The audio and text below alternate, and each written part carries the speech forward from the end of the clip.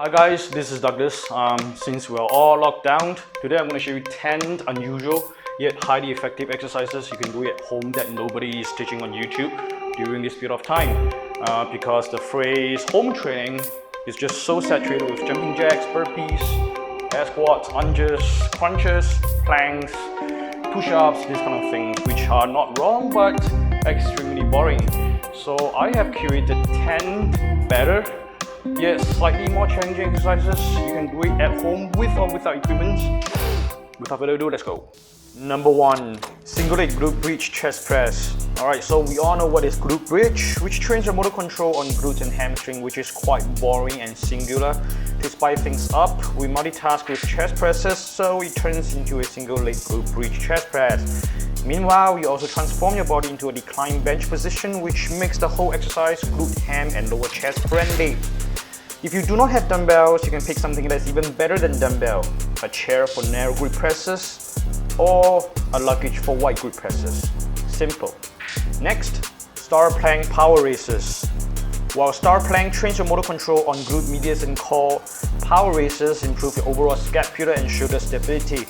If you're getting bored from doing side planks, try this and you will not be disappointed. If you do not have any weights, then you can pick something better, such as peanut butter, cereal, or violin. Small weight makes a big difference. Next, Copenhagen plank power raises. Well, this is the opposite of the previous exercise, which develops strength on your abductors, aka inner thighs. If you're good at star plank power raises, try the Copenhagen plank version.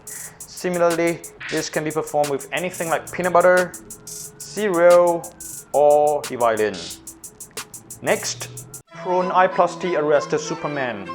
While the arrested Superman is a great exercise on glutes, hamstrings, and lumbar motor control development, the additional I plus T movement further improves your shoulder stability and strengthens your upper body posture chains such as your lats and scapulars. You do not need any weights for this exercise because the body movement itself is challenging enough to pull it off. Next, plank row. It is multitasking between a single palm plank and lat row because you're planking on a single arm, or to be more exact, single palm. Any movements on the opposite side will experience overdrive on obliques, lats, quads, hamstrings, and even calves. It literally feels like training everything from head to toe in just one single exercise. If you don't believe it, try it yourself. If you do not have any dumbbells, then pick something better, such as wine. And Shiraz, in my opinion, is rather tastier. And next, plank row isometric hold. While the plank row is a full body motor control exercise with emphasis on muscular endurance of your lats, the plank row isometric hold is the static version to demolish your core and mid back. Similarly, it is a deadly combination that keeps your mind engaged and constantly changes the responsibilities of your abs. If you do not have a dumbbell, pick something better, just like a plank row, such as wine or a bottle of detergent. Next, elbow push-ups. A regular push-ups consists of 2 contact points, hands and feet. An elbow push-ups, however, has 3, hands, elbows and knees. Do not confuse this with the knee push-ups because this is way harder as it directly fires from your triceps without chest nor shoulder involvement. Guess what is the most engaged area in this exercise? Your abs. Don't believe it? Try it. Next, SOTTS press. It looks kinda weird and complex, but this pressing squat variation will undoubtedly work to increase mobility and strength in the hips, back and shoulder girdle, while increasing core stabilizations. Although this movement is primarily designed for Olympic weightlifters, we can however leverage the mechanics of this movement to enhance our resistance to injuries and promote greater mobility. Next, head down inverted push-ups. Want to train your shoulders but you have absolutely nothing at home? The head down positions almost completely isolate your shoulders from the rest of the world. You will probably not even feel your triceps if your positioning is good to make it completely dominant to your deltoids.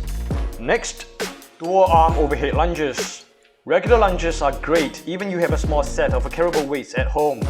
However, to make things more challenging and to shorten the lunging distance because I have a small house, bring your arms overhead and travel. You will find out you have never been so mind-focused because you spend too much effort on managing your shoulder mobility, stability and control while slowly lunging forward.